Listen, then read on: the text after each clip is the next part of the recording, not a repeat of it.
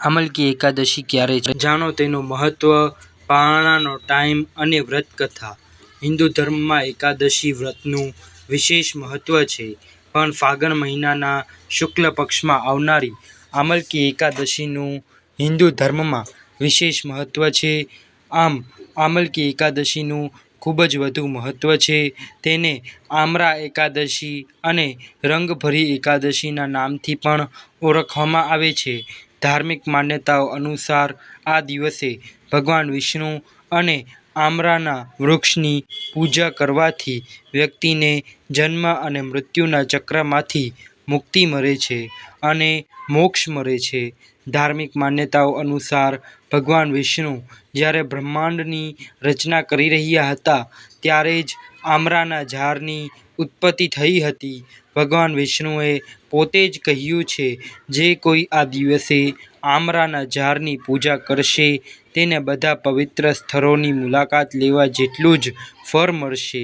કાશીમાં આ દિવસે રંગભરી એકાદશી તરીકે ઉજવવામાં આવે છે. ચાલો જાણીએ કે આ વર્ષે આમલકી એકાદશી ક્યારે ઉજવવામાં આવશે. આમલકી એકાદશીની તિથિ, શુભ મુહૂર્ત. વૈદિક કેલેન્ડર મુજબ ફાગણ મહિનાની શુક્લ પક્ષની 27 ફેબ્રુઆરી શુક્રવારના રોજ ઉજવવામાં આવશે. તેના 28 ફેબ્રુઆરી શનિવારના રોજ સવારે 6:47 થી 9:06 સુધીમાં પારણા કરવામાં આવશે. પૂજા વિધિ: સવારે વહેલા ઉઠો, સ્નાન કરો, ભગવાન વિષ્ણુનું ધ્યાન કરો અને વ્રત કરવાનો સંકલ્પ લો. ભગવાન વિષ્ણુની મૂર્તિ સામે ઘીનો દીવો પ્રગટાવો. આમરાના ઝાડ પાસે જાઓ, તેના મૂળમાં પાણી અર્પણ કરો અને ધૂપ અને દીવો કરો. જો આમરાનું ઝાડ નજીક ન હોય તો ભગવાન વિષ્ણુને આમરાનું ફળ અર્પણ કરો.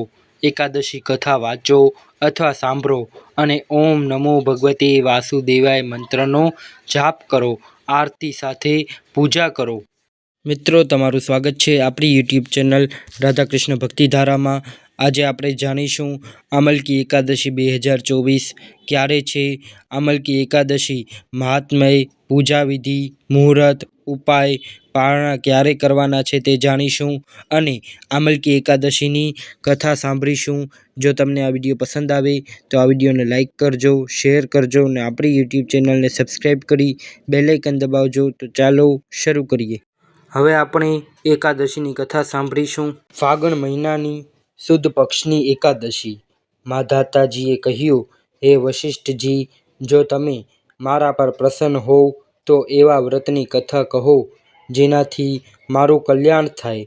મહર્ષિ વશિષ્ઠજીએ કહ્યું, હે રાજન, બધા વ્રતોમાં ઉત્તમ અને અંતમાં મોક્ષ આપનાર આમલકી એકાદશીનું વર્ણન કરું છું. આ ફાગણ મહિનાના સુદ પક્ષમાં થાય છે. આ વ્રતના ફળથી બધા જ પાપ નાશ થાય છે. આ વ્રતનું પુણ્ય 1000 ગોદાનના ફળ બરાબર હોય છે. આ માટે હું તમને એક પૌરાણિક વાર્તા કહું છું, તે તમે ધ્યાનથી સાંભળો. વૈદિક નામનું એક નગર હતું. એ નગરની અંદર બ્રાહ્મણ, વૈશ્ય, ક્ષત્રિય, શૂદ્ર ચારેય વર્ણ આનંદપૂર્વક રહેતા હતા. નગરમાં કાયમ વેદ ધ્વનિ ગુંજ્યા કરતો હતો. એ સ્થળે પાપી, દુરાચારી, નાસ્તિક કોઈ ન હતું. એ નગરમાં ચૈત્રરથ નામનો ચંદ્રવંશી રાજા રાજ્ય કરતો હતો. એ રાજ્યમાં કોઈ પણ કંજૂસ તથા દરિદ્ર ન હતા. બધા વિષ્ણુ ભક્ત હતા. નગરના બધા વસવાસીઓ બાળકથી લઈને વૃદ્ધ સુધીના બધા એકાદશીનું વ્રત કરતા હતા. એક વખતે ફાગણ મહિનાના સુદ પક્ષની આમલા એકાદશી આવી.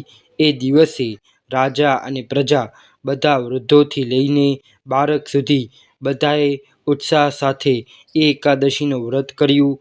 પ્રજા સાથે રાજા પણ પ્રજા સાથે મંદિરમાં આવીને કુંભ સ્થાપન કરી ધૂપ, દીપ, નૈવેદ્ય, પંચરત્ન, ક્ષત્ર વગેરેથી ધાત્રીનું પૂજન કરતા હતા. તેઓ સર્વે ધાત્રીની આ રીતે સ્તુતિ કરવા લાગ્યા, હે ધાત્રી, તમે બ્રહ્મ સ્વરૂપ છો. તમે બ્રહ્માજી દ્વારા ઉત્પન્ન થયેલ છો. બધા જ પાપોને નાશ કરનાર છો. તમને પ્રણામ છે. હવે તમે મારો અર્ઘ્ય સ્વીકાર કરો. તમે શ્રી રામચંદ્રજીના દ્વારા સન્માનિત છો. હું તમને પ્રાર્થના કરું છું, મારા સમસ્ત પાપોને નષ્ટ કરો. એ દેવાલયમાં રાત્રે બધાએ જાગરણ કર્યું. રાત્રિના સમયમાં એક શિકારી ત્યાં આવ્યો. તે શિકારી મહાપાપી અને દુરાચારી હતો. પોતાના કુટુંબનું ભરણપોષણ જીવહિંસા કરીને કરતો હતો. તે ભૂખ તરસથી ખૂબ જ વ્યથિત હતો. થોડું ભોજન મળે તેવી તેની ઈચ્છા હતી. મંદિરના એક ખૂણામાં બેઠો હતો. તે જગ્યાએ બેઠો બેઠો તે વિષ્ણુ ભગવાનની કથા અને એકાદશીનું મહાત્મ્ય સાંભળવા લાગ્યો. આવી રીતે શિકારીએ આખી રાત બધા લોકોની સાથે જાગરણ કરીને વિતાવી. સવાર થતાં બધા પોતપોતાના ઘરે ગયા. થોડો વખત થતાં તે શિકારી મૃત્યુ પામ્યો. તેનો આમલકી એકાદશીના વ્રત અને જાગરણના થવાથી એક રાજાના ત્યાં જન્મ પામ્યો. તેનું નામ બસુરથ રાખ્યું. મોટો થયા તે ચતુરંગની સેના સાથે ધન ધાન્યથી યુક્ત થઈને 1,000 ગ્રામોનું પાલન કરવા લાગ્યો. તે ક્રાંતિમાં ચંદ્ર સમાન, તેજમાં સૂર્ય સમાન, વીણામાં વિષ્ણુ ભગવાન સમાન અને ક્ષમામાં પૃથ્વીના સમાન હતો. તે ખૂબ જ ધાર્મિક, સત્યવાદી, કર્મવીર અને વિષ્ણુ ભક્ત પણ હતો. તે પ્રજાનું સરખા ભાવથી પાલન કરતો હતો. તે કાયમ યજ્ઞ કરતો હતો. દાન આપવાનું કામ તેનું નિત્ય હતું. એક વખત રાજા શિકાર કરવાને માટે વનમાં ગયા. વનમાં તે રસ્તો ભૂલી ગયો અને રસ્તો ન મળવાને કારણે વનમાં વૃક્ષને નીચે સૂઈ ગયો. એ વખતે ડાકુ ત્યાં આવ્યા અને રાજાને એકલા જોઈને મારો મારો બોલીને તૂટી પડ્યા. તે ડાકુઓ કહેવા લાગ્યા, આ દુષ્ટ રાજાએ અમારા માતા, પિતા, પુત્ર, પૌત્ર વગેરે સંબંધીઓને મારી નાખ્યા અને દેશ નિકાલ કર્યા છે. તેથી આને હવે ચોક્કસ મારવો જોઈએ. આવું બોલીને તે ડાકુએ રાજાને મારવા લાગ્યા અને તેના પર અસ્ત્ર-શસ્ત્રોનો વાર કરવા લાગ્યા. એ અસ્ત્ર-શસ્ત્ર રાજાના શરીર પર વાર થતાં જ નાશ થઈ જતા રાજાને તે ફૂલો જેવું લાગતું. જ્યારે એ ડાકુઓના અસ્ત્ર-શસ્ત્રથી એમના પર વાર કરતા ત્યારે તેનાથી તેઓ મૂર્છિત થઈ ગયા. એ વખતે રાજાના શરીરમાંથી એક દિવ્ય દેવી ઉત્પન્ન થઈ. તે દેવી ખૂબ જ સુંદર વસ્ત્રો સાથે આભૂષણોથી અલંકૃત થઈ હતી. તેની આંખોમાંથી લાલ લાલ અગ્નિ નીકળતો હતો. તે વખતે તે કારના સમાન પ્રતીત થતી હતી. તે ડાકુઓને મારવા માટે દોડી અને બધા જ ડાકુઓને મારી નાખ્યા. જ્યારે રાજા ઊંઘમાંથી ઉઠ્યો ત્યારે એ ડાકુઓને મરેલા જોઈને વિચારવા લાગ્યો કે આ શત્રુઓને કોણે માર્યા હશે? આ વનમાં મારું કોણ હિત ઈચ્છનાર છે?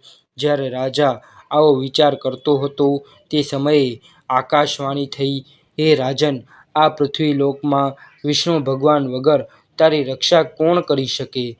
રાજા પોતાના નગરમાં પાછો ફર્યો અને સુખપૂર્વક રાજ્ય કરવા લાગ્યો. વશિષ્ઠજીએ કહ્યું, હે રાજન, આ બધો આમલકી એકાદશીના વ્રતનો પ્રભાવ હતો.